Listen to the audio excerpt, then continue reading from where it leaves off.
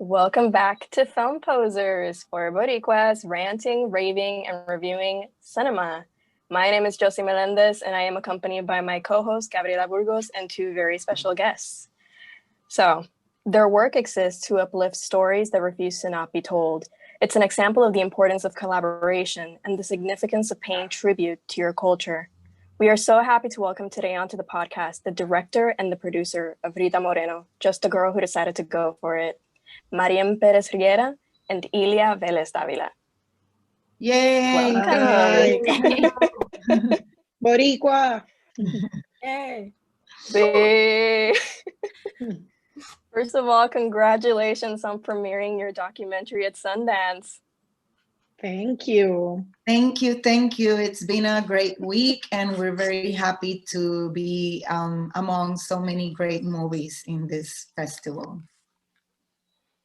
Yes, especially something that has been noted a lot on social media has been the presence of other Puerto Ricans. So it's not just Rita Moreno, it's also like a lot of people behind the scenes, which is nice to see. There are Puerto Rican critics attending Sundance, there are filmmakers, there are cast and crew. So that's very heartwarming. How does that feel for you to be part of that?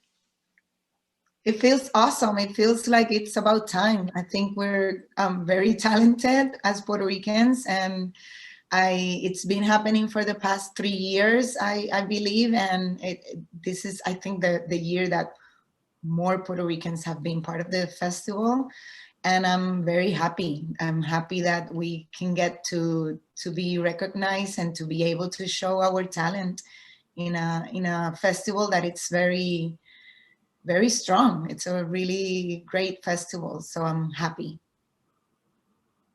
It's incredibly exciting, to have Puerto Ricans there representing, and women, and it's wonderful. It's wonderful. And in many faces, Mariem directing, I'm co-producing. I wanted to say that the producer of the project is Brent Miller. It's one of the producers, and he's a very kind and experienced producer that let us, be part of this incredible project.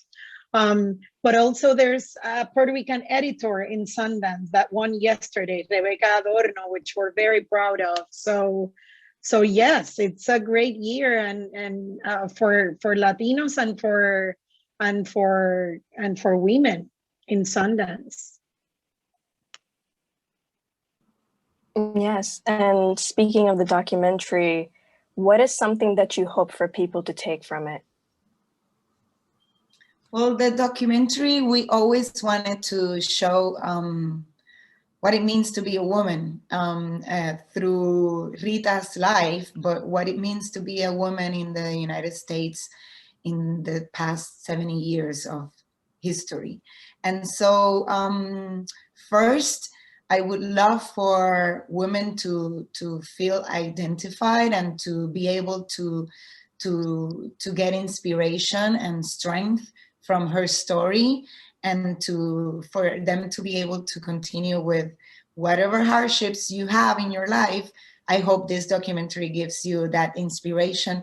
But also, you don't have to be a woman. You can be a man, and you can be from anywhere. I think it's a documentary that shows what it means to wanting to be you, wanting to show you who you are to others, and always being not recognized or not seen, and always being perceived as someone that you are not. But that doesn't mean that you shouldn't continue trying your best to become who you really are. So to me, it's a documentary more than a biopic. Of course, it's about Rita, but it's her strength.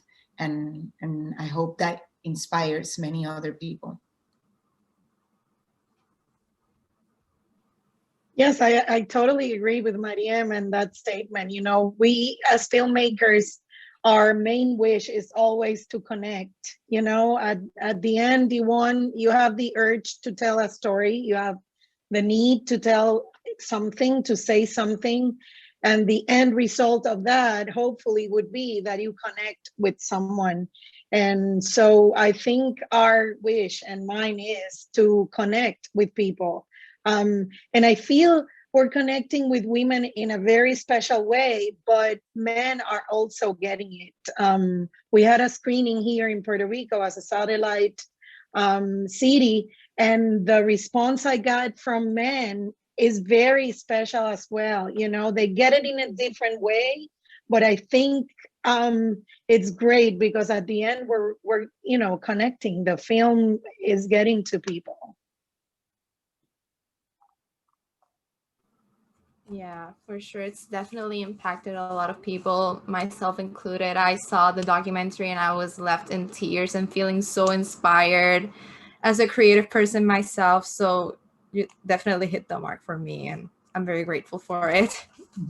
Thank you. So, That's great to hear. so my next question is there an aspect of Rita Moreno's life that you wish you could have included? I think we include almost everything that we wanted to. When we started deciding what we wanted to tell in in the documentary, of course, there's many other aspects that aren't there, but we wanted to connect with, again, with her emotions and with her life, her personal life, and from there we decided to then show the movies and the archival footage that had to do with that. So for us, was very important first to be able to show her life as a human being, what she went through throughout her path, and through that, then we would show films and projects and things that had to do with that part of her life. For example, her activism, or for example, her trouble with men and what she went through in terms of relationships. So in those cases, then we would show that. So in general, we did pretty much show everything that we wanted. Of course, there are things that are always we have to take out in the editing room. To me personally, I wanted to talk more about Puerto Rico and why she had to leave Puerto Rico in a more political way, but this is not a documentary about that. It's about her life. So we had to take that out. And maybe I wanted to talk a little bit more about her relationship with her mom and the fact that she never saw her brother again, but we did mention it. So everything that is mentioned, maybe it's not discussed more in depth as other subjects, but it was a matter of what was more important to show. And for us, it was important to show her as a human being and as a woman. And that's how we decided what to take out and what to leave.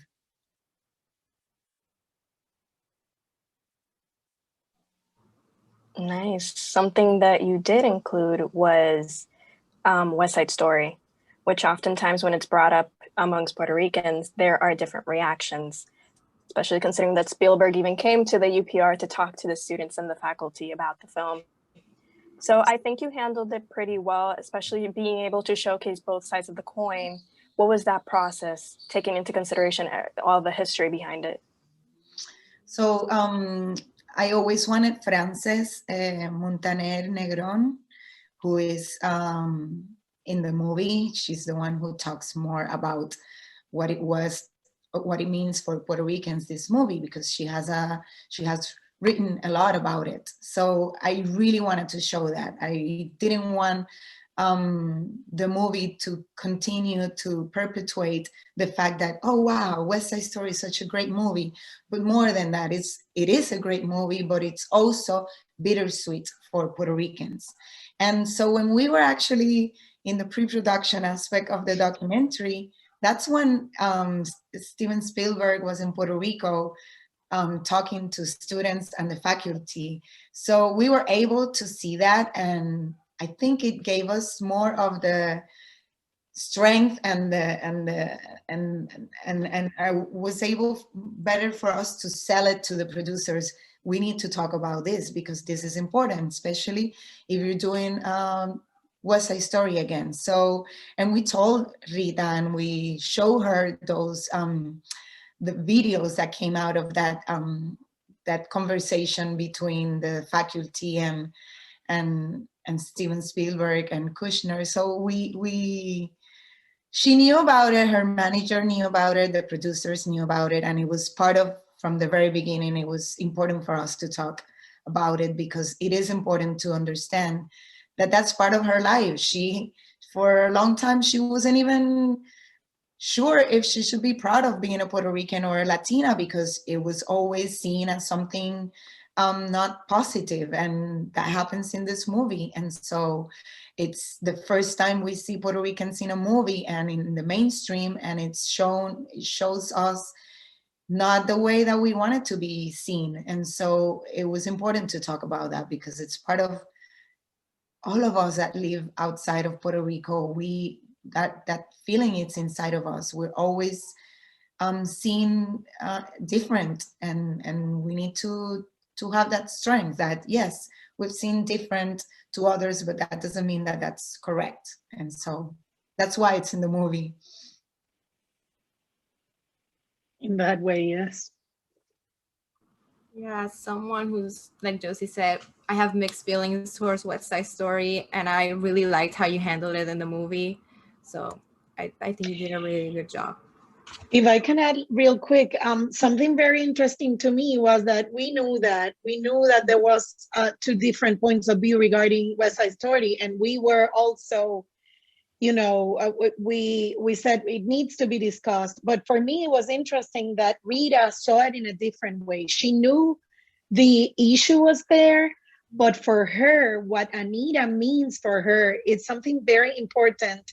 And she sees Anita as a very strong woman, strong will, as someone she could look up to even. So for me, I never saw it in that, like that. So it was very interesting having her say what Anita meant to her, that she understood all of the, the way it was portrayed, and it wasn't her point of view.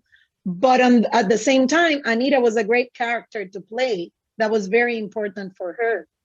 And I think that's why Rita is won an Oscar, and why the movie, even though shows Puerto Ricans in a way that we're not happy about, at the same time, we can feel very proud of her performance, because the character that she played, Anita, and the way she plays it shows also, oh yeah, they're showing us in a very negative way, but at the same time, this woman made such an amazing performance that we can recognize that too as being great. So that's why it's a very complicated issue for us, because she was great, the movie is great, and even though she's singing something that she doesn't feel it's correct. Yeah, I did. That was the thing I got out of it too. I did not see it like Ilia said about how she saw Anita. I had never thought of it that way. So her saying that, it really left me speechless, because it gave me a moment to think, because I've always been with West Side Story. I just know, like Rita, I love Rita, like West Side Story. But seeing it from that point of view was something very new to me as well. No, and we were a little like Mariem and I, when Mariem asked that question, we were a little like, let's see what she's going to say about this. And it was an incredible, just like she is, she surprises us all the time. She, the answer was incredible, and it's the truth. Yeah, and adding to that, it's and Whoopi Goldberg says it in the movie too. It's very difficult when you don't have someone to look up to, and you're doing a performance, and that character that you're acting, that you're performing, becomes the person that you want to be. And that's what she chose to take. Anita became the person that she wants to be, someone that is very sure and knows what she wants, and it's a strong woman, and it's in a way, it's a feminist woman for her time, because she's deciding what she wants, and she's telling her boyfriend what she doesn't want and what she wants. And so, yeah, so it's very complex, that movie. Yes. So we'll see how it goes with the remake. Hopefully they change what they need to change in terms of script. Yeah, I have high hopes because Rita knew all of this, and as an executive producer, I do know that she went to them and talked to them about it, and I think they listen a lot when they went to Puerto Rico. So hopefully, they did the right thing. We'll see. Okay, so the next question I have is, when collaborating with an icon like Rita, there has to be great behind the scene moments that end up becoming stories you treasure. Were there any moments that happened behind the camera that you treasure? Well, I think something we talk about all the time, Mariem and I, is that we noticed that Rita really liked from the beginning that we were speaking Spanish, Puerto Rican Spanish at her home. That was something that made her feel comfortable. And you know, Mariem and I talked a lot during that process. We were like, when we would go out at night after we left the shoot, we would say, I feel like, you know, we kind of came to the realization that she hadn't listened to people speaking in Puerto Rican Spanish that much since she was a young girl in New York with her family. So that we feel gave her a sense of comfort in a very, you know, beautiful way. So the last day of shoot, we were there. It was the very last day. We were at her house, and she had finished. We had finished the interview, and she left to have dinner with her manager. And we stayed shooting, filming photos. We had a display, and we're filming photos. And usually she goes to bed early. You know, she finishes and she goes to bed. And that day she came late from dinner, and she went like very silently. She went to her family room, and she put the TV on mute, and she was there. She stayed quiet, and I even went to her and I was like, Rita, we're gonna be for, you know, a little longer. You can, you know, we'll close the house.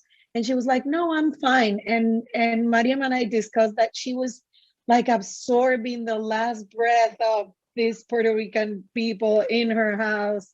It was very moving, very moving. She texted us the next day that she was I'm already missing you. that missing us and missing the voices of Puerto Rican talking. I think it was very beautiful that she had that opportunity. I mean, she gave us the keys of her house, and we would go in the morning before she would wake up to set up, so that when she would get out of her room in pajamas, we were already with the cameras on. That is amazing. I mean, she gave us the keys of her house, and she allowed us to be there even when she wasn't there. So that's to me, that's a gift, that we were able to be there and open and talking Spanish, and her being so happy about it. And being in her birthday, you know, being at her birthday was, you know, an amazing experience. We were there with cameras. We were trying to be as invisible as we could, but we were there sharing her birthday with friends and family. And so that was amazing. You know, it was seeing her as real as she could be, you know. It was great. Yeah, we had a lot of moments with her. Yes. Yeah, I think clearly there was a you go. I think that one of the strengths that the documentary has is how Rita is never afraid to show who she is. Like, I love how she, you know, it's Rita, this is who I am, and you have to be okay with it. I'm not going to change who I am for anybody. I think that's because it feels very genuine, because she's being herself.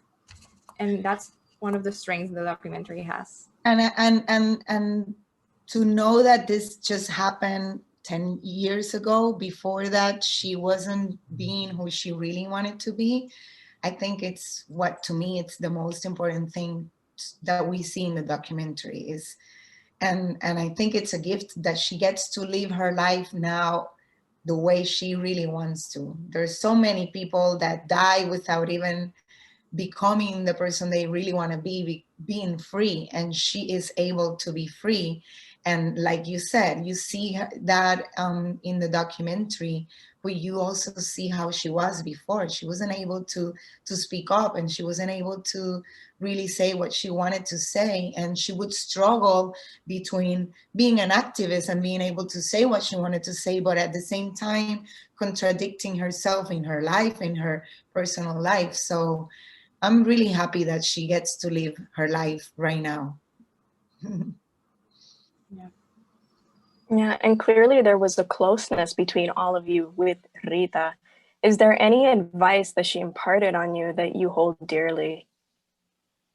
To me, it's going to therapy. That's to me. I mean, she talks it a lot in the documentary, and to know that someone from that generation, when therapy was not seen as something positive, and she is so open about it, that's what I took. And to continue to search and be self-aware, and to search for who you want to be, and to be able to become who you want to be. And I think therapy helps, and she says it, and I took it. I decided I was going to do it too when I spoke to her about it.